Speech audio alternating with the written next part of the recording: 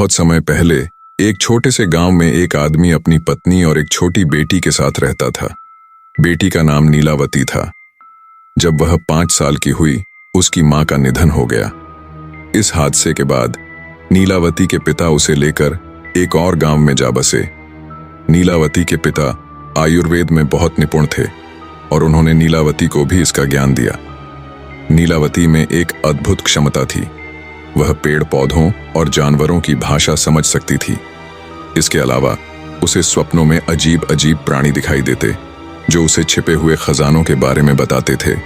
लेकिन नीलावती के पास उसके पिता के अच्छे संस्कार थे, इसलिए उसने कभी उन खजानों को पाने का प्रयास नहीं किया। उसने उन मंत्रों को एक विशेष पत्तों से बनी किताब में लिखना शुरू कर दिया। समय बीतता गया और जब नीलावती जवान हुई, उसे यह एहसास हुआ कि वह इस दुनिया की नहीं है। उसे यह भी पता चला कि वह एक श्रापित आत्मा है जो इस दुनिया में किसी श्राप की वजह से फंसी हुई है। उसने यह बात अपने पिता को बताई और उसके पिता ने उसे अपनी दुनिया में वापस लौटने के लिए आशीर्वाद दिया। नीलावती को स्वप्न में यह बताया गया कि 35 मील दूर एक गांव में एक बरगद के पेड़ के नीचे उसे उसकी दुनिया में लौटने का रास्ता मिलेगा, लेकिन इसके लिए उसे अपने रक्त और कुछ जानवरों की बलि चढ़ानी होगी। यात्रा के दौरान उसे एक व्यापारी मिला जिसने उसे गांव तक पहुंचाने की पेशकश की, लेकिन उसने बदले में नीलावती से शादी की शर्त रखी। नीलावती ने यह शर्त मान ली, लेकिन एक शर्त के साथ। वह रात को अकेली रहेगी और व्यापारी उससे कोई सवाल नहीं करेगा। व्यापारी ने इस शर्त को स्वीकार कर लिया और उन्होंने शादी कर ली।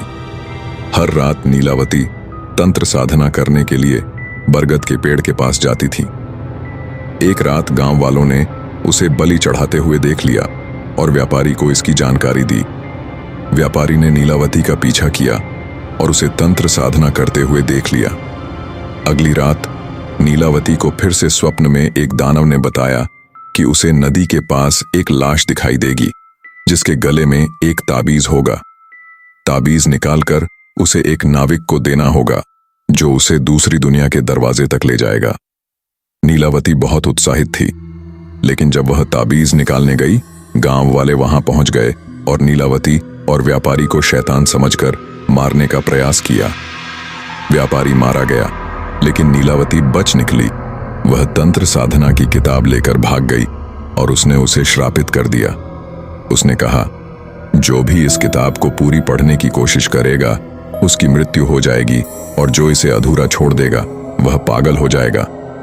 उसके बाद नीलावती का फिर कभी पता नहीं चला। बाद में यह किताब एक साधु को मिली जिसने इसका अनुवाद किया ताकि इसका ज्ञान सरल भाषा में सबके लिए उपलब्ध हो सके।